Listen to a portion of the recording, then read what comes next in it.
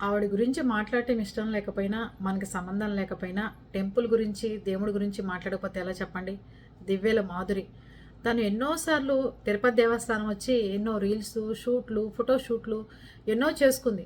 కానీ డబ్బున్న ఆవిడ, బాగా సెలబ్రిటీ, పైగా పార్టీలో ఉన్నవాళ్ళు తుడిచిపెట్టుకుపోతాయి ఇలాంటివన్నీ.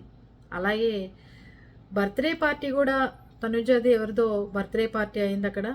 తను బర్త్‌డే చేయాల్సిన అంత అవసరం ఏంటి? తిరుపతి దేవస్థానం వెళ్ళి ప్రతి ఒక్కళ్ళు మ్యారేజ్ డేలు, బర్త్‌డేలు అన్నీ చేసుకుంటారు దేవుడు ప్రసాదంతో.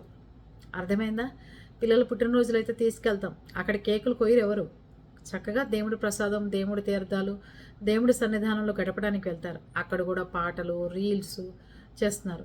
ఎంతోమంది ఇన్‌ఫ్లుయెన్సర్స్, యూట్యూబర్స్ దేవుడి దేవస్థానానికి వెళ్ళి రీల్స్‌లు, పాటలు వాళ్ళ ఇష్టారాజ్యంగా చేస్తున్నారు. చెయ్యొద్దు, చెయ్యొద్దు, చేయొద్దు అని చెప్పినా సరే ఇదే తతంగం.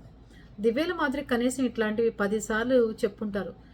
ఏది తిరుపతి దేవస్థానం వాళ్ళు కానీ, మీడియా ముఖంగా జనాలందరూ కానీ. అయినా ఆవిడకి అర్థం కావద్దా? వయసును బట్టి బుద్ధి రావాలి కదా!